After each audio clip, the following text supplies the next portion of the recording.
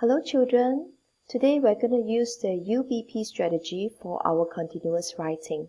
Are you ready?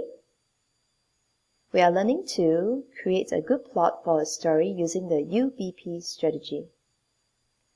At the end, the success criteria for this lesson is I can understand the topic given and write a story based on it. I can brainstorm a suitable conflict. And I can plan a suitable story plot using the story planner. Okay, you might be thinking, what is UBP? I've never heard of this word before. Actually, this is not a word. It's an acronym for U, understand the topic. Okay? B, brainstorm for ideas. And P, plan your story. This is a 3-step process for any continuous writing that you get. So today I'm going to walk you through the whole process. And hopefully you are able to apply it on your own with the help of your teacher. Okay, step number 1. Understand the topic, U. So whenever a continuous writing question paper is given to you, there's always the topic or the theme. So for this, it will be a challenge. This is the most important part of our writing. Remember our poems? This is the what? The order of the customer. What the customer want, a cheeseburger. Please don't give a chicken burger or pizza. So for this, what is the topic? It is a challenge over here. And the challenge is something that you have to understand first before you start writing. So how do you understand a topic? If you have a dictionary, the best is really to search on it. And you can brainstorm with your classmates or your teacher. For example, if it's during examination, you have no access to all the resources, is really by a prior knowledge. What does challenge or a challenge mean to you? So you have to tap on your prior knowledge. Okay, this one is quite simple, right? 1. Okay, so means 1, and challenge would be something like, okay, when you talk about challenge, what comes to your mind, children? Okay, it's something that's difficult or even new, and you have to use a great effort and determination to overcome it. Okay, so for your topic, you have to write and touch and develop fully on this topic. Step number 2, then you have to start to brainstorm for the conflict. Okay, what is conflict? In the narrative, the character has a goal. However, when he encounters a problem or incident, this will stop him from reaching the goal. So this is called the conflict, or put it simply, it is the problem that he encountered. So the character has to overcome the problem in order to reach his goal. So there are a few types of conflict. I will just briefly go through with you because I'll be touching in depth about conflict in another slide. Okay, mainly conflict is categorized into 2 different types. One is external, one is internal. So for the external, we have character versus another character in the story. We have character versus nature or environment. Okay? And the third one will be internal, character versus self. So let's take a look at this question. The topic is a challenge. And let's take a look at the 3 pictures. So what do we have? We have a clock, we have a race, and we have a microphone. So what do we do when we do brainstorming? We'll focus on the topic and think of the possible words that come to your mind when we look at the 3 pictures, and try your best to link it back to the topic. So for example, if you look at a clock, what does it remind you of? Time, right? Okay, so we can have conflicts such as short of time, or you need to finish a task within limited time. Of course, the words that comes to your mind is not limited to these 2. This is just a demonstration. So you can write down as many words related to the picture and link back to the topic. So for the race, we have training and we have difficulties when in the midst of a race or training for it. The last one, microphone, what does it remind you of? Maybe you have singing or speech competition, and perhaps during the competition we might have stage fright. This is the challenge. If you realize we don't just anyhow put in any words that come to mind, we try to link back the issue, the conflict, back to the challenge. For example, stage fright could be a challenge you have to overcome. Some difficulties might occur during the race, and perhaps during this, it could be a contest, it could be an exam. You have to finish something within a limited number of limited time, which is linked back to a challenge as well. So after we have brainstormed for the related words, we will use the related words to help us to think of the possible conflicts that could happen in your story. So for this, you can use a mind map. I'm sure you're very familiar with a mind map already. So in the middle, we can write the topic, and the second layer, we can write the picture. Time, race, microphone. Let's just zoom into time first, the clock.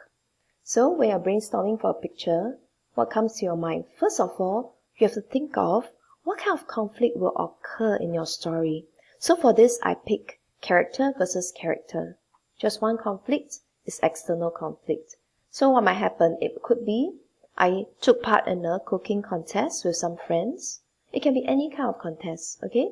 Then during the contest or competition, what happened? That you have to be beating against the time to solve a problem.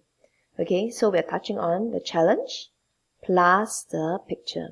So for this, we had an hour to prepare a dish to win the competition. But one of the friends accidentally dropped the computed dish when they had only 10 minutes left. So what's the external conflict? The few friends quarreled, and yeah, this is the part that you have to develop the climax. And ultimately, the main character calmed them down and asked them to think out the box. This is a resolution.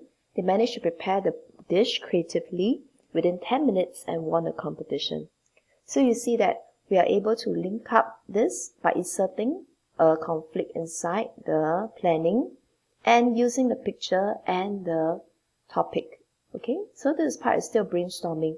When you brainstorm, you do not need to write out the whole sentence. You might just need to write out the skeletal idea. It could be a word or a phrase. It's really up to you within your comfort, okay? As long as you know what you're writing. So when you refer back to the mind map, you could write a story based on the mind map.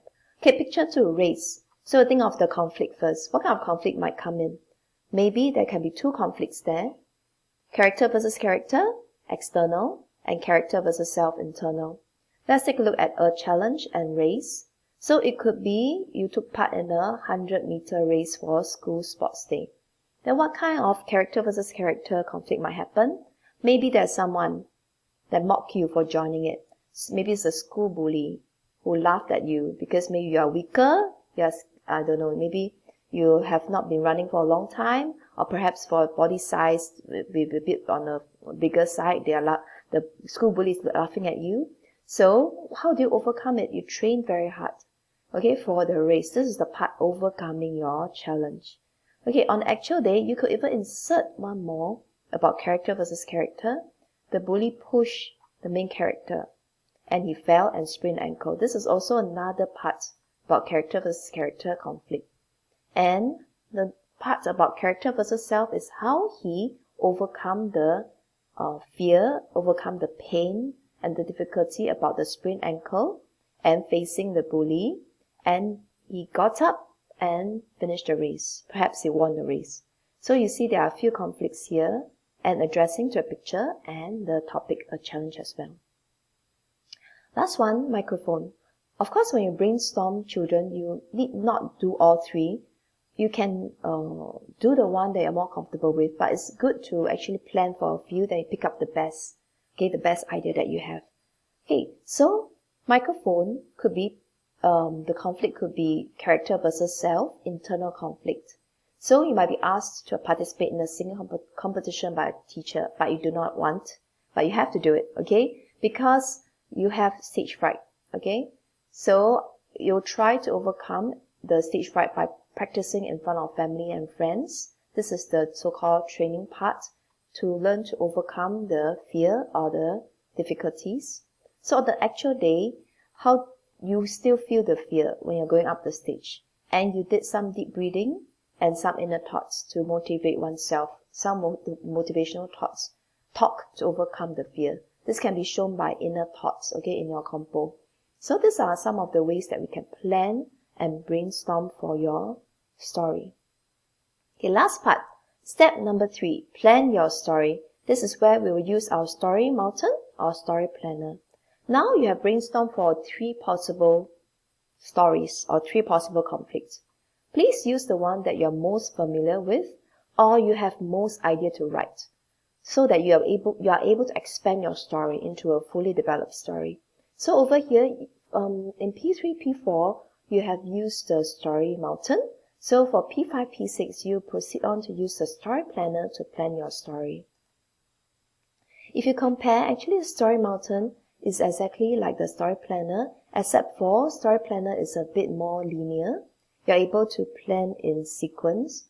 So for example, the introduction is in front. Then the problem, of course over here we have certain guides to help you, including determining the conflict. I'll not be going into details for story planner because I'll be creating another slides on that. Okay, so you might want to take note, the main conflict should be in the climax part, which is the main bulk of the story. And if you see, it's actually at the climax here, which is linked to events around 2 and 3. So when you plan right, this should be where you will fully develop your idea. Okay, so that's the end of my sharing. Have you learned? So you might want to do a quick check. Have you learned how to apply these 3 steps? And you might want to try it out with your teacher and friends.